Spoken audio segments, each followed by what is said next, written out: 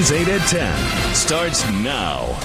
A Mooresville high school student was hit by a car this morning as she was crossing the street to get to her school bus stop. News 8's Danielle Zolkowski spoke to police and neighbors and brings us the latest. Danielle?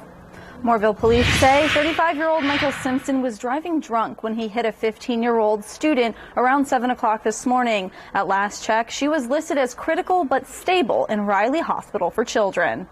The vehicle was traveling southbound on Indiana Street from County Line Road, and the student was crossing the street to get on her to arrive at her bus stop because her bus was there with the flashing yellows on. They were coming up to a stop. Chief Buckner says Simpson did not yield to the flashing yellow lights on the bus or the pedestrian in the street.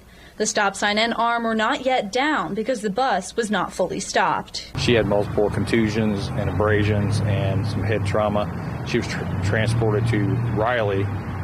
Initially, she was stable, but in serious condition. One neighbor tells News 8 she saw the car, and both the front bumper and the roof were dented after the incident. Neighbors also say the intersection of North Indiana Street and County Line Road is considered one of the most dangerous four-way stops in the area. Simpson drove through that intersection just 300 feet prior to allegedly hitting the girl. They did a portable breath test, and he tested .12, which is fairly high.